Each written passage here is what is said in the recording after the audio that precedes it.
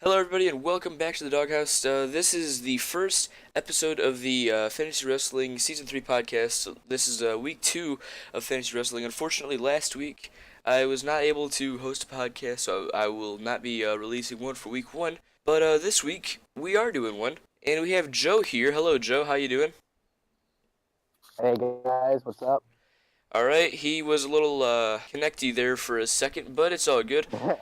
Maybe later on we'll be having Brendan B joining us. I know I said B twice there, but it's all good. But yeah, so on this podcast here, the main thing that we talk about is obviously fantasy wrestling. The secondary thing that we talk about is wrestling in general, WWE specifically. And the third thing is anything else. So, Joe, first things first, we're going to be talking about the Fantasy Wrestling League so far this week and these past couple weeks.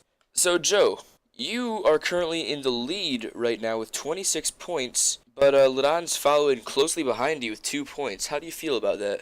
I'm feeling good. The new day of the new tag team champions. Not one time, not two time, not three time, not four time, but 5 time tag team champions, and they're Damn on my straight. roster. The five motherfucking time tag team champions belong to Joe. Let's see. And you also have Kairi Sane, which is the NXT Women's Champion. But she hasn't really been doing much in NXT since winning that championship, it looks like.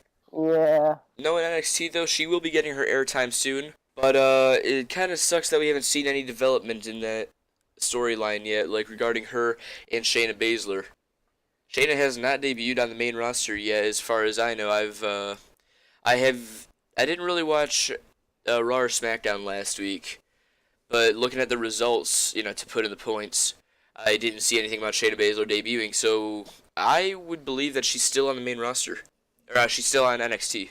that's what I heard too. But I also heard rumors about WWE signing the last 4 horsewomen from the UFC. Well, that'd be pretty interesting. Looks like we may be getting that dream match between the 4 horsemen of WWE and the 4 horsewomen of UFC after all.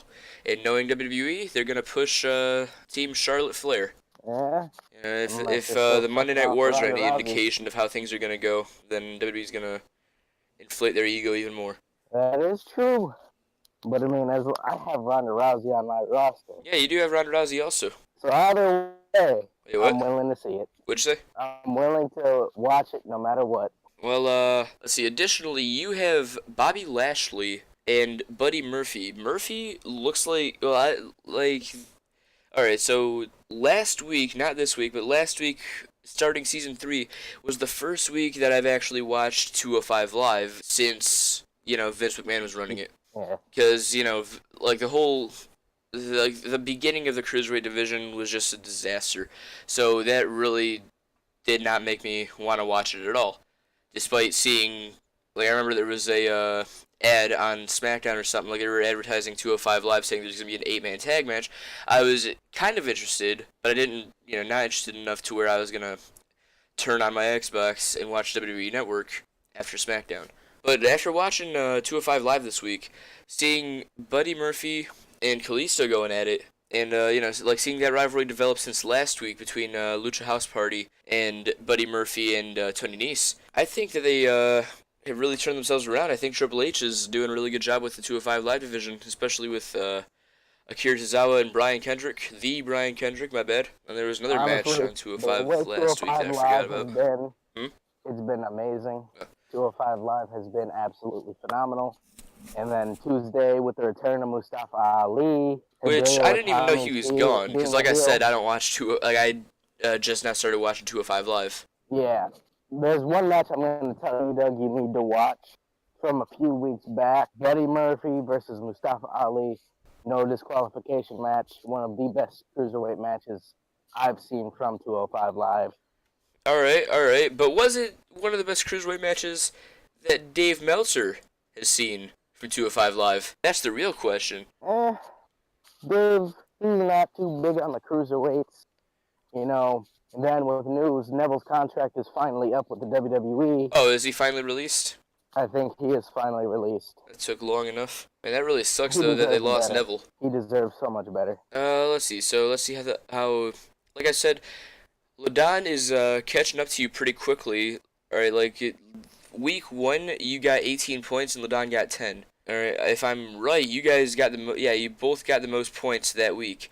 And then this week, Joe, you were kind of lower on the list of people getting points. You were third place for people getting points that this week.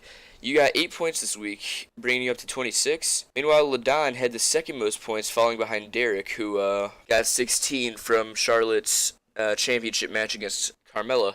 But yeah, Ladon got 14 points. I forget exactly how he got those points. I don't know exactly who he had. It was probably, yeah, I think it was Seth Rollins actually. I think it was a Seth Rollins Intercontinental match. Yeah, the Open Challenge. I think that was it too. That would add up. But yeah, the main point I'm making here though is Ladon is 2 points behind you, and he still has Seth Rollins. So if Seth Rollins continues to do the Open Challenges every week, then Ladon's gonna be getting a guaranteed 14 points per week. So how do you think you can come back from that, Joe? Easily. Do what I did last season and conquer NXT. Alright, basically just spend all your points like Brendan did on the main roster. Except it didn't really go well for Brendan. I'm surprised it went better for you, actually, Joe, considering the NXT stars don't get as, they only have 1 hour per week, and each superstar only competes, once every couple weeks. What helped me was TakeOver. Yeah, even then, though, TakeOver only has, 4, if maybe 5 matches. I think this one had 6. Did it have 6? It had, obviously, Ciampa Gargano. Baszler versus Sane. Undisputed Era versus Mustache Mountain. Ricochet and Adam Cole, baby. Cole, EC3 and Dream. Was there anything else? Because that's 5. I don't believe there were any other matches than that. I think that might have been it. But then, prior because to Pete that, Dunne didn't have his didn't defend his championship at TakeOver. Yeah, I know. I want to see him defend it. Well, he did defend it. No wait. I don't think he did. I thought he defended it after TakeOver, the week after. But no, he just there was just the thing. Yeah, there's just the thing hyping up his match with Ricochet, his tag match with Ricochet. War Raiders, coming out after. What do you think on that? You think they're gonna turn the Undisputed Era face? I don't think so. I think Undisputed Era is gonna stay heel because the War Raiders. I don't know actually. I don't know. It's in NXT. It's usually hard to tell if a team is heel or if any individual is heel or face. It's hard to tell sometimes because just because of the crowd reaction. The crowd in NXT cheers almost everybody because they're cheering for skill, not for allegiance. That is so true. The War Raiders, it's kind of hard to tell if they're heels or face. They seem like heels, but they also kind of seem like faces, especially considering they're going against the Undisputed Era next. Most likely, at least. That is true. But with the next TakeOver coming up, in a few months, which will be NXT TakeOver War Games 2. Which I am excited about. You gotta think. It's gonna be the War Raiders and someone else, or maybe even 2 people. They may do it a 4-man war game. So it could be. I just realized something. Give me 1 second. 12-man match. Alright, sorry about that. Had to check on something regarding the audio of this video, but it looks like things are okay. So, Joe, what were you talking about? TakeOver War Games? TakeOver War Games 2. There's rumors about it being a 12-man match. 12 man, so 4 teams? No, or 2 teams of 6, or maybe 6 teams of 2. Undisputed Era has 4 people, and Bobby Fish is close to being healthy again. I thought he already was healthy because he hasn't been wearing the crutch for a while. He hasn't been wearing the cast or the boot or whatever. Yeah, but I don't think he got medically cleared yet, or they don't want to advertise him being cleared yet. I think they want to save that for a big event. All right, I got you. And then, have Regal come out, tell Undisputed Era, kayfabe, Fish is still injured. Then you guys need to find someone else. If not, you guys are a 3-man team, but have Bobby Fish actually compete. All right, but the thing about that though, what about the other teams though? They would need 4-man teams. So who would the other 2 teams of 4 be? You could easily have Mustache Mountain Pete Dunne become British Strong Style again, and have Ricochet join them, or of course Danny or Oni. Well, what about the other team though? Because they don't have any the only 4-man team that they actually have in NXT now is Undisputed Era. So I mean, I can see where you're coming up with Mustache Mountain, Pete Dunne, and Ricochet with that coalition. But who would the other four-man team be? Well, you got to think they signed Keith Lee now. He's really big. He can Yeah, join the but War who? Raiders along with Lars Sullivan as heels. I mean, look at AOP. They got Roderick Strong last year a face. All right, but what about the other two people though? Honestly, I just don't really see it working out very well. Yeah, Like, but it worked out in le- WCW, so I don't see why but it wouldn't work out now. but no, last year the thing is, they had two trios already, and then they had a tag team with a third member. That worked out really well.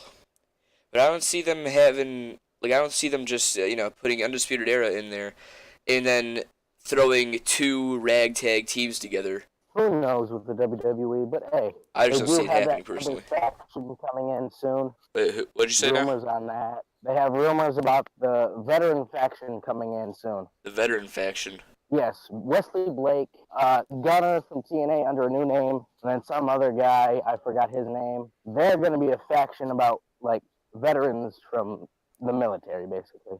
Alright then, like, are you talking about those guys who asked for the tag match last week? Or this week, whatever? Like, asked Regal for a tag match? I think it might have been them. Because I haven't been watching NXT. Because I know Wesley Blake is part of a trio right now. Yes, sir. Just haven't really seen anything from them yet. The first time that I've actually seen Wesley Blake since he was since he was part of Blake and Murphy was a few weeks ago when they were showing the surveillance from Aleister Black's attack, and Wesley Blake and a couple other dudes were walking together. Yeah, that's his new faction. Gunner from TNA. I don't know if you know who Gunner is. I don't. He was once James Storm's tag team partner. He's really good in the ring. He's also a war veteran in real life. Seems legit. And basically, he got signed to NXT. And they're pairing him with Wesley Blake and another guy I do not remember the name of. God forgive me. But Alright, well, I mean, I don't know his name either, so... And they're supposed to be debuting really soon. And I think with them being on the surveillance, they could be the guys who attacked Black, or they could be pushed into the tag team title picture right away.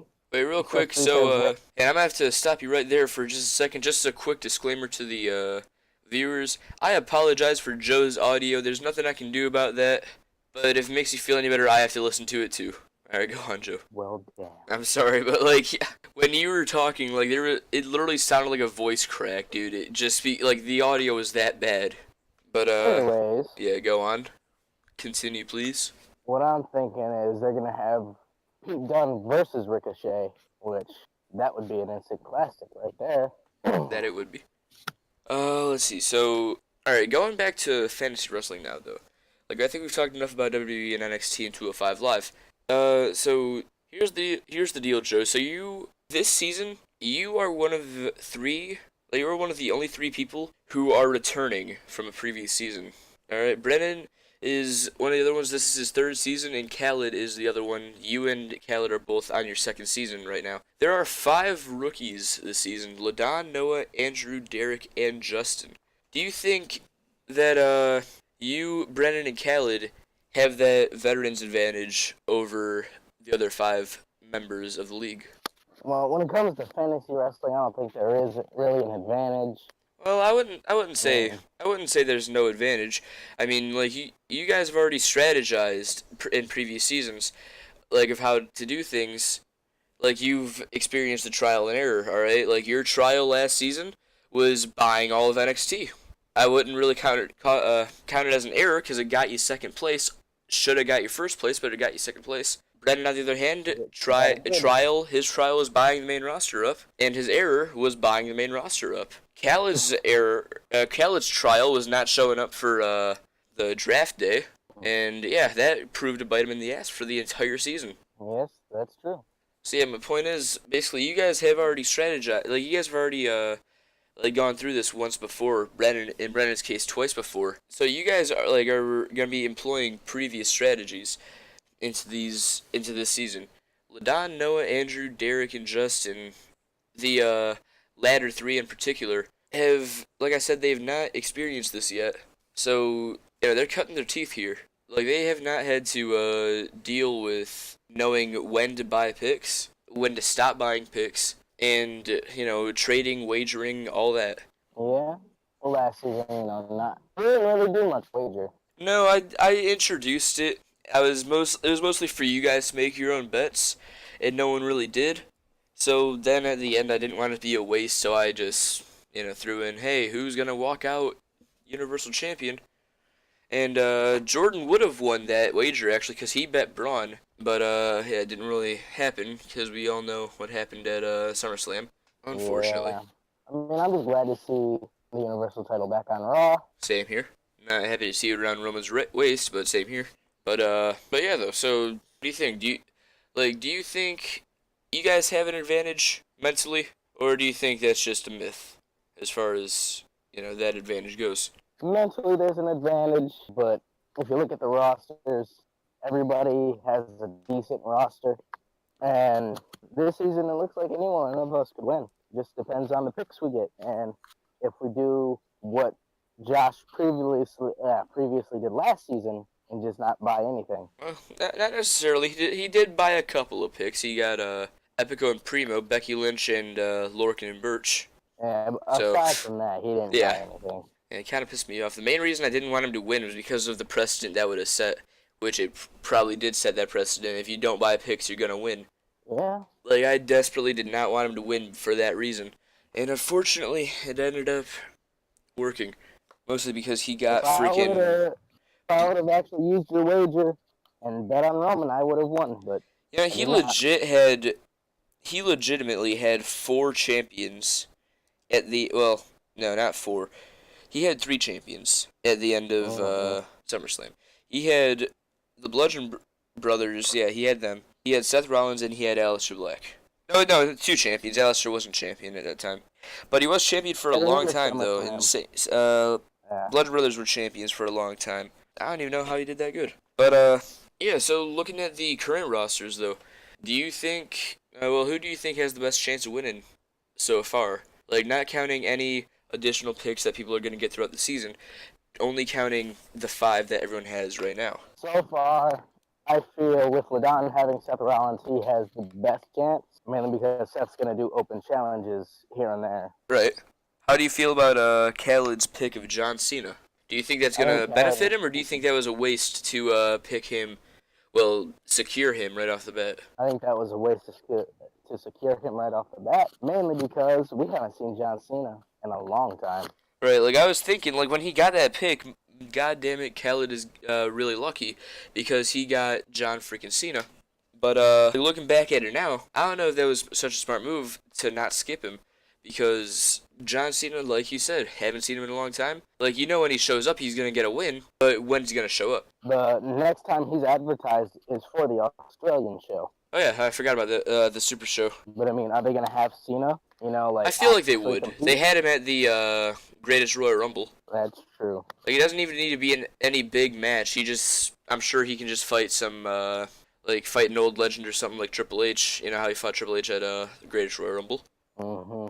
Anyway, I think this is about as far as we can take this conversation, unless you got anything else you might want to add to the topics. No, everything has been talked about. So, yeah, looks like that's it then. Looks like Brendan did not end up joining us, but this appears to be probably like a 20-minute, maybe a 25-minute podcast. So, yeah, like I said, Brendan did not end up joining us, unfortunately. Maybe he'll be here next time. Joe, do you think you'll be here next time? I should be. Alright. Well, in that case, ladies and gentlemen, this is Doug the Dog 6, and this time, Joe as well, signing off.